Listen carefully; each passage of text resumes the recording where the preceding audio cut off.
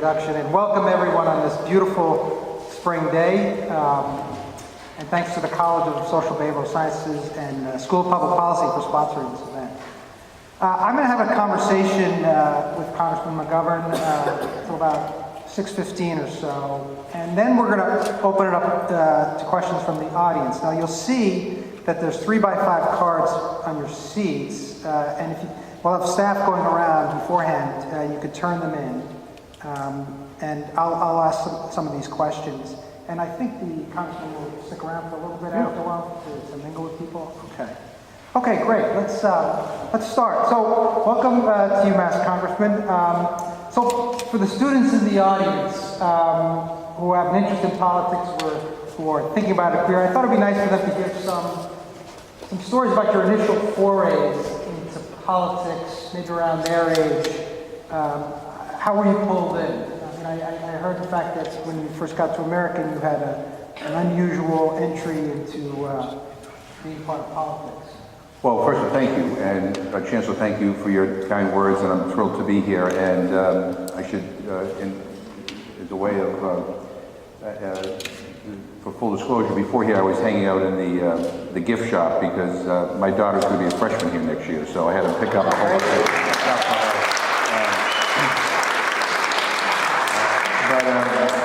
But in any event, I mean, my first kind of introduction to politics really was when I was in middle school. I was 1972. There was a presidential election going on. Richard Nixon, the Republican, was the incumbent. He was being challenged by a guy named George McGovern.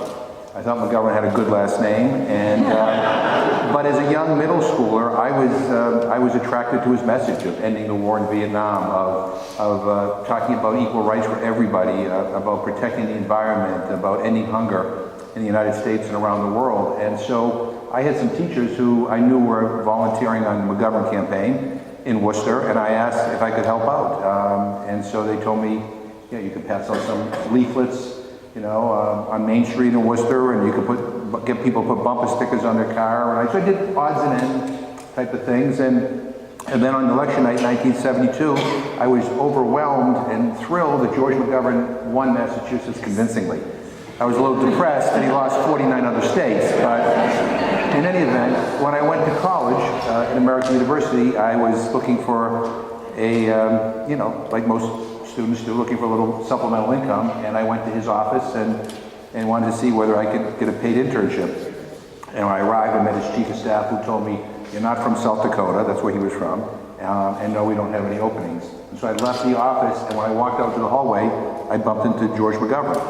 And I introduced myself, and we began to talk, and he said, "Hey, we'll work something out." And we did, for 3 years, and I loved it.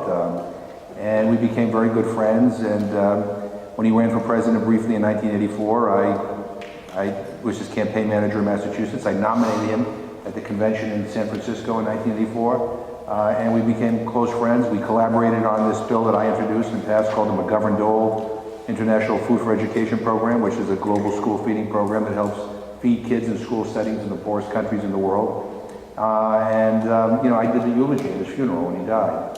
But after working for McGovern, I wanted to stay on Capitol Hill, and I went to work for a guy named Joe Moakley from South Boston, who was a little bit more conservative than I was, but nonetheless, I needed a job, and you know, he seemed like an interesting guy, and I worked for him for many years. I did a lot of his human rights work, including we investigated the murders of 6 Jesuit priests and 2 women and who were murdered at the University of Central America in El Salvador. And you know, so that got me into the political arena. Well, let's keep on with that. Your current job, you've been in Congress a while. So you worked for Congressman Moakley as a staffer, so you had that experience. And then for the past 2 decades as a member of Congress. So explain to us, how have things changed in Congress since your days as a staffer, and how the place works? Well, when I worked for McGovern in the Senate, and when I worked for Moakley in the House, the whole feel of Congress was different. George McGovern, you know, one of his closest friends was Barry Goldwater. McGovern, a big liberal, Barry Goldwater, a big conservative. And I asked McGovern one time, like, what's this McGovern-Goldwater relationship? He said, look, we disagree on a lot of things. He wants to increase the military budget. I want to cut the military budget. You know, but we agree sometimes on farming issues or small business issues, and he said, you don't have to agree on everything to agree on something. And on top of all of that, you know, he's a great guy to go and have a drink with because he's funny. And he said, we have a personal relationship that kind of transcends the political relationship. When I worked for Joe Moakley, the same thing. You know, I mean, Tip O'Neill was the speaker when I first started working for Moakley, and you know, and Republicans and Democrats actually socialized together. They did Codells together. Their families got to know each other, so there was a relationship. And even when people disagreed, you know, you disagreed in a way that wasn't nasty, right? Because you're my friend. And I thought that the whole feel of Congress was more collegial and more conducive to getting things done. So there's a lot more bipartisan legislation moving forward. And I thought that was the way, that was to me, a good lesson of what Congress could be. When did that start to change? When Newt Gingrich became Speaker, things began to unravel. I mean, Newt Gingrich was a vicious, I should say not was, is a vicious man, who, you know, really was engaged in the politics of personal destruction. So, you know, it wasn't enough to have a debate where we disagree over an issue. He wanted to destroy you personally and tear you down. And then he had a bunch of followers that, you know, did the same thing, and you began to see things unravel because they learned a lesson that the politics of personal destruction sometimes can be successful. And I think Donald Trump has taken that to a new level. But that's when I noticed a dramatic change in tone. Just sticking a little bit with some inside baseball. You're now on the House Rules Committee, the chair of the House Rules Committee, and many of us know about committees with names like banking, topic names, banking, agriculture. What is the rule? Why do we have a Rules Committee in the House? What does it do? Why do we need one? And what influence do you have on this committee? Well, we have a Rules Committee in the House, so we're not the Senate, right? Which is, you know, no rules. But I know Richie Neal spoke here, and so I always hear him speak. I keep on correcting him. He keeps on saying that the Ways and Means Committee is the oldest committee in the House. He's wrong. It's the Rules Committee. The Ways and Means is the oldest standing committee, but the Rules Committee is the oldest committee. And basically, the Rules Committee is like the traffic cop of Congress. I mean, every bill that goes to the House floor comes through the Rules Committee. And sometimes we resolve jurisdictional disputes between committees. So sometimes bills are referred to multiple committees, and they all have their own opinion on what the bill should look like. And so we have to resolve those jurisdictional disputes in the Rules Committee. We decide whether bills can be amended or not, whether you have to take it up or down, or whether you can offer an idea on the floor. We decide the debate duration. And so the Rules Committee is probably the committee that people know the least about, but it's probably the most powerful committee, in my opinion, because it really controls the flow of legislation to the floor. And so when the Republicans were in charge, my criticism of the Rules Committee was that everything was closed. And so people didn't have an opportunity to offer any ideas. I used to say that the Rules Committee was the place where democracy went to die. And we're trying to change that because I do believe that being more accommodating and allowing different points of view, even points of view that I disagree with, to be heard and debated, I think creates a climate where, you know, you can bring some civility back to the institution. So you're really going to let Republicans have more say? I have, and I've even lost on, I mean, I've kicked myself, like, why did I let that amendment in order? Because it's a bad amendment and it passed. You know, I mean, what I'm trying to do is, if you have a legitimate idea, that's a constructive idea, you know, and it's germane to the bill, we should make it in order. Now, I'm going to be less accommodating if you're just doing gutcher amendments. And we have a whole... Sorry, explain that? A gutcher amendment, you know, I mean, how many times do we have to, you know, vote on, on abortion or, you know, death penalty issues, or, I mean, they come up with very creative, you know, but designed to put people in its position. Sometimes it has nothing to do with the bill we're dealing with, but just to get you on record as voting for something that would be hard to explain back home. That, to me, is not constructive legislating. I mean, that's just playing gotcha politics, where I just want to get you in a terrible vote for the sake of doing it. I don't really have a lot of patience for that. But if you really are interested in legislating, then yeah, we want to be more accommodating. And one of the first things we have to do as chairman of the Rules Committee is I have to write basically the rules of the Congress. And we did something very different. In the past, the rules package, they call it, was always written behind closed doors. We vote, it's the first thing you vote on. Nobody knows what the hell they're voting on, because no one knows it's in it. I said, you know what, let's try something different. Try something different. And with the blessing of Nancy Pelosi, I opened it up. I said, look, I want to hear from everybody. Give me your ideas on how we can make this place run better. And so we did things in the rules package, like, for example, I don't want to see a bill before the Rules Committee unless the committees of jurisdiction have done hearings. I mean, so the Republican tax bill, for example, people run, this is when Republicans were charged. Richie Neal's on Ways and Means. He never had a chance to question anybody about that bill. There were no hearings on that bill. It didn't even go through Ways and Means. It just appeared in the Rules Committee. So I'm simply saying, we put in the rules is the committees that are responsible for focusing on particular issues have to do their job. Then we will take it up in the Rules Committee. I say you're going to have 3 days to read the bill, so you know what the hell you're voting on, right? So that's one thing we did. Then, there were lots of ideas that, quite frankly, I didn't have time to vet. So we created a special select committee on the modernization of the House that is equally popular with Democrats and Republicans to figure out how we run the place better. I mean, everything from how we create a more civil and constructive atmosphere to things like technology. And I mean, the House of Representatives and Congress, I mean, it's like we're stuck in, never mind the 20th century, sometimes it's the 19th century. And how do we operate better? And so that's up and running. We hope it will produce some results. I also used the rules package to create a special select committee on the climate crisis. When the Republicans were in charge, they didn't hold a single hearing on the climate crisis. I not only expect the committees of jurisdiction to do hearings, but we have a special select committee that will focus like a laser beam on this issue. We did things like, we have a diverse freshman class, but the people who work on the Hill aren't so diverse. They all look like me, right? So we created the first permanent standing office on diversity to help create a pool of talented people that represent this country from all backgrounds, so that members and committees have a place to go look for talent to hire. And we also did things like adjust the rules to the current day. We had a rule in the House: you can't wear any headwear, right? Well, we have members of Congress who are Muslim who do wear religious headwear. Right? Technically, I would hope that no one would ever call them on it, but technically they could. So we changed the rules to make an exception for that. I mean, interestingly enough, I've gotten more hate mail on that than almost anything that I think I've done in recent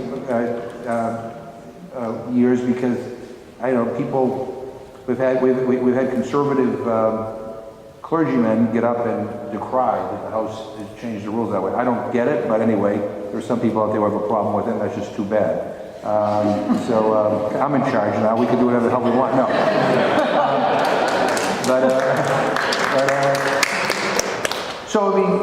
So the Rules Committee is, a really unique place. We meet more than any other committee. Most of the people that testify are members of Congress, usually the chairs, ranking members, and people who want to offer amendments. But we also can do regular hearings on various subjects. And I should tell you that on next, I think it's Tuesday or Wednesday. I don't. My time is up. The Rules Committee will be the first committee in the House or Senate to ever do a hearing on Medicare for all. So that'll be next week. Well, good. It sounds trying to make Congress more civil and deliberative, and hopefully the public will respond. Let's turn to some topics in the areas you're pretty active, human rights, for instance. Several questions here. Give us a little background how you got interested. You alluded to this, how you got interested in human rights, and what do you focus on right now? in Congress. And I'm also curious, and I'm sure people are, is what's it like to push for human rights with the Trump administration in office? Well, look, I mean, my interest in human rights probably goes back to the early 1980s when I worked for Congressman Joe Moakley. Those of you who are too young to remember, back in the early 80s, there were wars going on in Central America, and we were taking sides in those wars. And in El Salvador in particular, we were propping up a very brutal military that had a horrendous human rights record. And as a result, a lot of people were leaving El Salvador, seeking refuge in the United States. And Joe Moakley used to do these office hours. And sometimes he'd do them in post offices or restaurants or whatever. And he'd just tell people he'd be there, and people would show up. And he was doing one of his office hour visits. And I was in Washington, he was in Jamaica Plain. And he called me up and he said, I got a bunch of people here, faith-based leaders, activists, and refugees from El Salvador who want us to help the Salvadorans be able to get some sort of temporary protection here in the United States, because if they go back, they're afraid they'll be killed. You tell me what you know about El Salvador. Well, I didn't know very much. I said, well, just I read the paper. I think it's a very bad place. He said, well, how about this? How about you go down there and check it out and let me know how it is?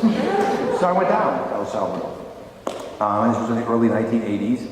And, I grew up in Worcester. I never witnessed, a dead body on the street. I'd never been exposed to the level of violence that was all around people in El Salvador in the early 1980s. I never interviewed anybody who had been tortured. And so I went there and I met with people who told me what was happening.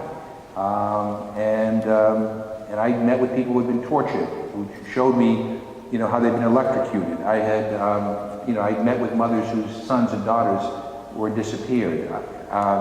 And I spent some time on the campus of the University of Central America, which is a Jesuit university, and met with some of the priests who were doing human rights work. And the rector of the university, we were supposed to actually meet at a coffee shop, but he sent word to me that he had received too many death threats that day, and for my own safety, wanted me to meet on campus. In any event, I came back and I explained to Moakley that it's horrible. And he said, well, what can we do about it? And we began an effort to ultimately pass what we now know as temporary protected status that allowed these Salvadorans to stay here. It took us until 1989 to do it. My first visit was in 1983 to El Salvador. But we provided this kind of status for people fleeing civil strife, natural disasters, or other kind of unforeseen difficulties where we could just give a whole group of people this protection. And it is in the law, and it was because of the Salvadorans. And so when that was passed in 1989, I thought it was like, this is great, we'll move on to something else. And then shortly after we passed it, I got a call. I was at home in my apartment in Washington, and one of the activists that I worked with in El Salvador called me up and she said, they're all dead. And I didn't know, it was like 4 o'clock in the morning. I said, what are you talking about? She said, they're all dead. They killed them all. And she says, the priest. And I knew exactly what she was talking about. So the rector of the university and 5 other priests, were murdered on the University of Central America's campus. Their housekeeper and her teenage daughter were also murdered, all shot execution style. And the Salvadoran government blamed it on the FMLN guerrillas, so they were fighting in a civil war. And so the Speaker of the House at the time, Tom Foley, asked Joe Moakley if he would lead an investigation to find out what happened. And so Moakley says, you have to do it, right? And I said, okay. I said, but I don't speak Spanish. I have no investigative experience. I don't even know where to begin. And he said, well, you'll figure it out, and then let me know, and I'll come down, and we will work all this out together. And anyway, I was lucky. I met some good people, some good contacts, and we began this investigation. What we learned was that the murders were committed by the Salvadoran Armed Forces. 26 of the triggermen who actually shot these priests execution style 24 of the 26 were trained in the United States at the School of the Americas in Fort Benning, Georgia. All the weapons that were used were made in the United States. This battalion that did the killings was a battalion that was created by the United States. And it was, by the way, responsible for other massacres in El Salvador. And so we exposed the truth about what happened, and Moakley introduced a bill to basically condition aid on the government's willingness to enter into a peace negotiation with the guerrillas, which they did, and that led to a peace settlement. But justice was never done in that case. I mean, the people who did the killings, you know, are free. The high command of the Salvadoran Armed Forces, including the Minister of Defense, who ordered the killings, nothing happened to him. In fact, he got a medal from Colin Powell before he retired as the head of the Salvadoran high command. And so that was kind of, that's a long answer to how I get into human rights, but the one thing I've learned is that you can't ignore human rights violations in a country, and you can't sweep them under the rug, because as much as governments want to forget about them, people don't. And you know, I was in El Salvador. I helped get money for an organization in El Salvador to help actually locate the bones of Salvadorans who disappeared during the war, because people disappeared and no one knew what happened. And we did it. We went back to the university. We did an open forum, and I thought maybe 20 people would show up. I didn't know who was in trouble. It was standing room only, and it was not only people who were older, who were alive during the war, whose husband or wife or son or daughter or mother or father who disappeared. It was their grandkids, young teenagers who were not born until after the war, holding signs, you know, of their, you know, grandfather who was disappeared. People don't forget. And I've always thought if the United States stands for anything, we need to stand out loud and foursquare for human rights. And if we don't, you know, then I don't know what the hell we stand for. And so I'm the co-chair of the Human Rights Commission. I just got appointed as the chair of the Congressional Executive Commission on China. I'm the chair and Marco Rubio is the vice chair, so that'll be interesting.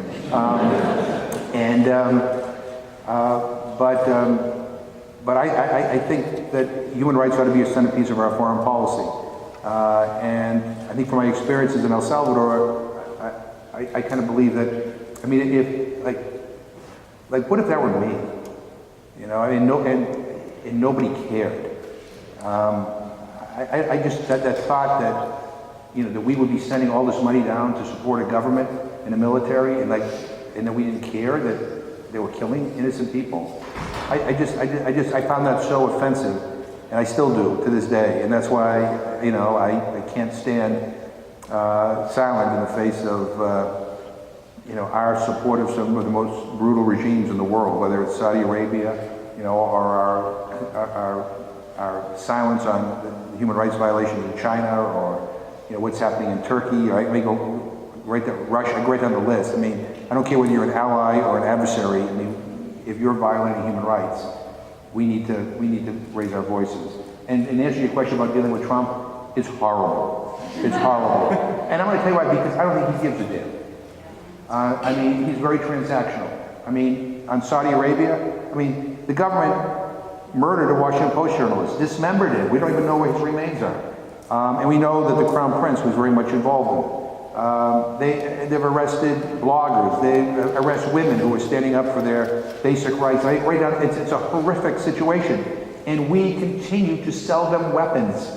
I mean, I get it. You still want to have a relationship, but why are we sending them weapons? And they're using these weapons against their people, and they're using it in a war in Yemen, which is one of the most barbaric humanitarian crises in the world, where they're dropping bombs on school buses, on weddings, on funerals, on civilian populations, and all those bombs say made in the USA. And my view is that I think most people in this country, I don't care what your politics may be, do not want that. And I think Trump is perfectly fine with it as long as they will buy something from us. And we have to stop being so transactional. We have to be some standards. And we certainly shouldn't be selling weapons to countries that treat their people so horrifically. So Secretary of State McGovern would do what first? If you were to wave a wand, what would be your policy initiative? How would you change things? I would say that our foreign policy and at the centerpiece of our foreign policy and our economic policy ought to be human rights. We signed the Universal Declaration of Human Rights. We ought to live by that. And that doesn't mean that we isolate ourselves. It means that we make it clear to our friends and foe alike that there's a consequence to your violating people's human rights. I'm not going to sell you weapons. I'm not, we're not going to give you a special trade agreement. We're not going to, in the case of, I'll give you an example. My friend Fonda Suring is here, who's educated me, I'm sure all of you, on the issue of Tibet. But, the Chinese government right now controls and limits and blocks you from traveling to certain places in China. Tibet is one of those places. If you're a journalist, if you're a diplomat, if you're a Tibetan American who wants to go see your family, you oftentimes get denied the right to go there. And my view is that, I believe in reciprocity. And so if that's how you're going to treat us, then we're going to treat you the same way. Because anybody from China who comes here, any diplomat from China comes here, go anywhere in the country. They go anywhere, right? And I would like them to go anywhere. But you know what? Don't limit me where I can go.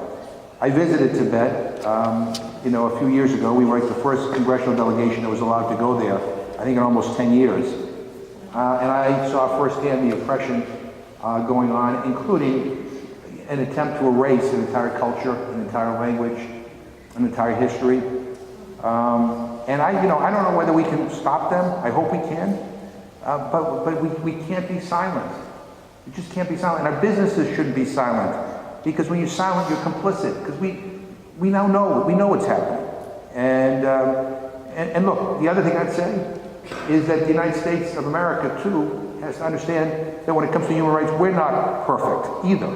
So we have to demand of our own country that we adhere to a high standard. So, like, no torture in Guantanamo, we have the number of people in this country who are incarcerated, the death penalty, am I going right to list? We violate standards of human rights too. And I just think we just have to keep, there's no such thing as a perfect country, but we can all try to be more perfect. And I think that's one of the things that I think is important for everybody to do. Okay, thanks for that. This question goes back to something you were talking about earlier about how Congress has changed. Person quotes Jefferson said, "I never considered a difference of opinion in politics as a cause for withdrawing from a friend." So do you believe in an era of atrocities being committed and supported by GOP, examples, child separation policy, that this mentality of separating the person from their politics should still apply? So on most things, we have a difference on tax policy, for example. And I think you're a nice person, and and we have a friendship. I'm not going to end our friendship over that. But there are some things that are happening now that that bother me to the point where it's hard to continue some of those social interactions. When people get up and give these passionate speeches in defense of separating children from their parents at the border, it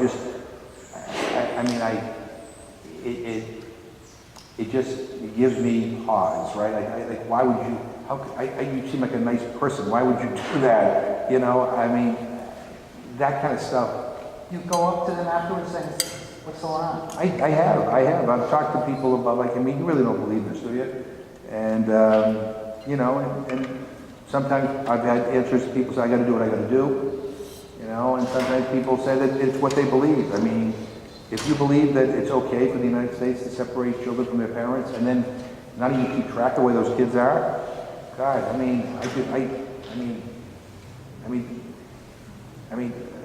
like what kind of person thinks that's okay. I mean, I just, you know, I look, and I'm not trying to be self-righteous or, you know, judgmental. I mean, that really bothers me.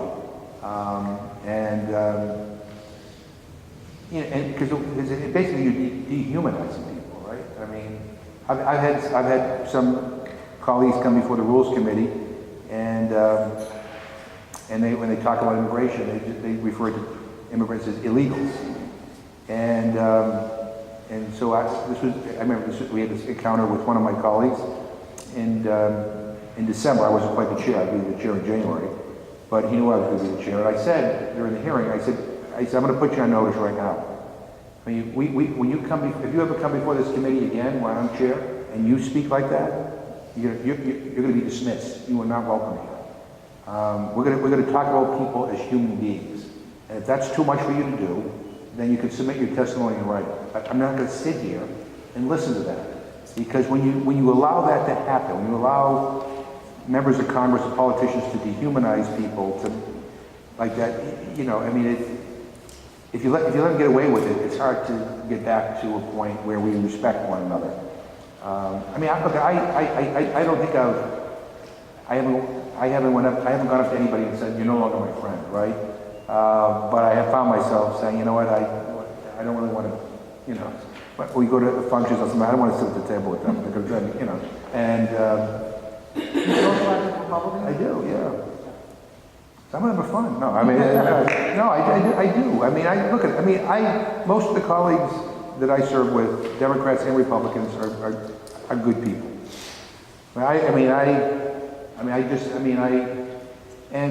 come to appreciate that the more I get to know people and their families, and you know, my wife is in charge of the Democratic Spouses organization.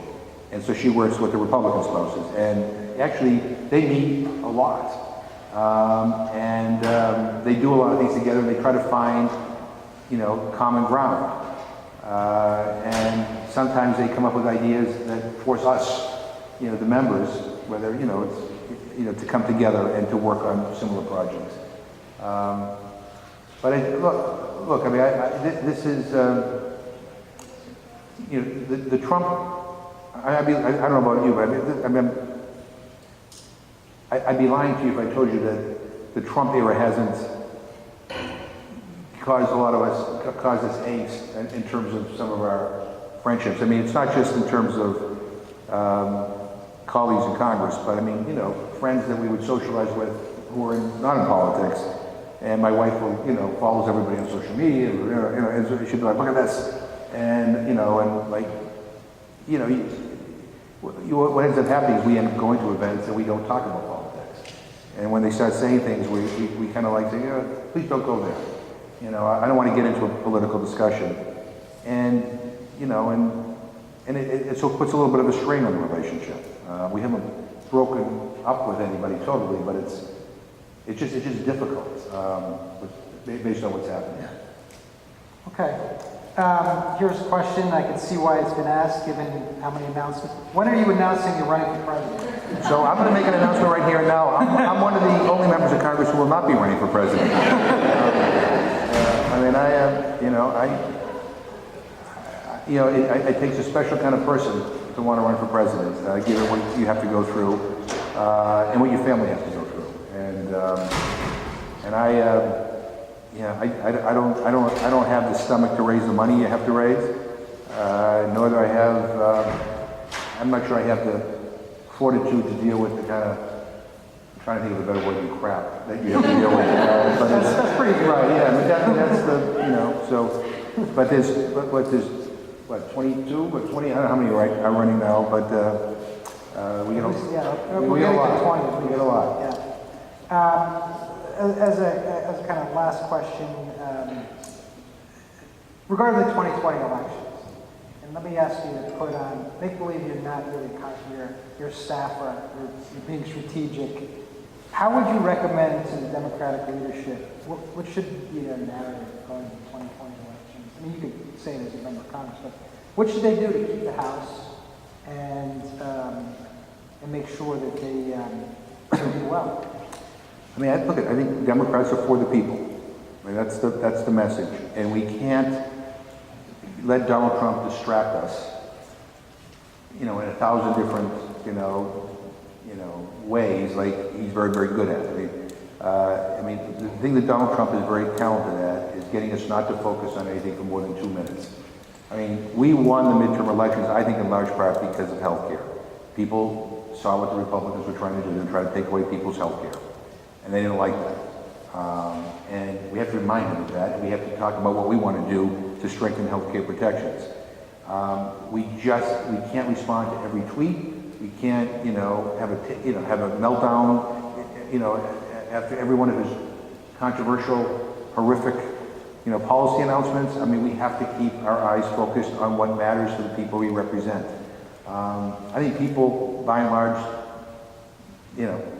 have their opinion of him already, but we have to show that we're prepared to govern, and that we actually stand for something, and that we're not consumed with Donald Trump the way he's consumed with us and the media and himself every day, and so that requires some discipline, and it's really hard because there are so many outrages every day.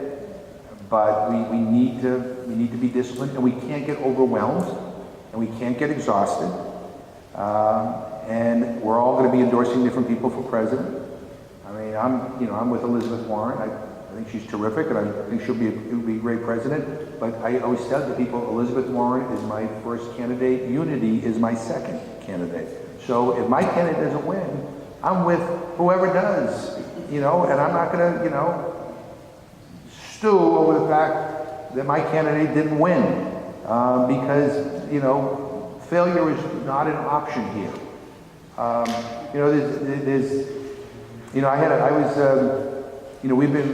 always say, my daughter, sometimes comes with me to events, and she hears me say a lot, as I'm describing what's happening at the border, or I describe, the terrible foreign policy in Saudi Arabia, or his budget, which guts food and nutrition programs for poor people. I always say to people, this is not who we are. We are better. This is not who we are. I believe in he says he wants to make America great again. I've always thought America was pretty great, but I want to make America good again. We have to recapture our goodness. My daughter will always say to me, well, what happens if he wins re-election? Because now there's no excuse, right? Everybody knows who he is. I mean, I remember people were saying in the last election, well, you know what? He'll moderate when he gets to be president. Oh, no, he's not, this is an act, he'll be more civil, or I mean, none of that happened, right? I mean, he's worse. He's worse.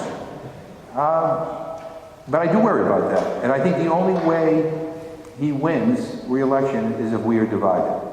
And look, my politics is to the left of many of my colleagues,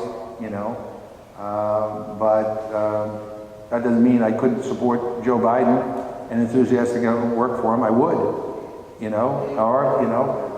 I'd say my colleagues who are more conservative, if Elizabeth Warren or Bernie Sanders win, it doesn't matter. We're all together.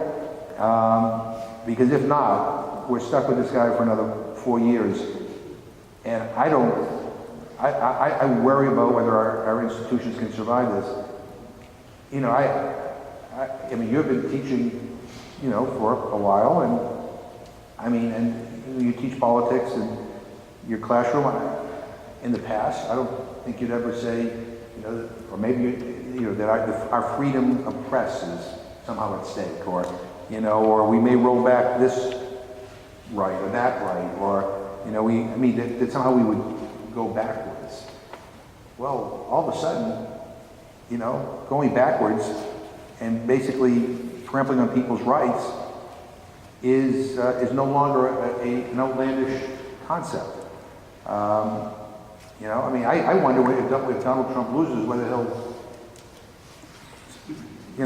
You're really concerned about that. I am. I am concerned that this is a guy who is so self-obsessed, who believes his own lies, you know, that, you know. Is Congress making any contingency plans? Well, we're not there yet, but I mean, you know, here's a guy who said that, you know, that Hillary Clinton got 3 million more votes than he did because illegal aliens all voted in the election. And I think he's convinced himself that that's the truth, even though there's no evidence to that at all. I think he's delusional. I just think we have to, you know, I think the sooner we can end this presidency, and I hope that it is no later than the next election, that, you know, the better for the country. And so, anyway. On that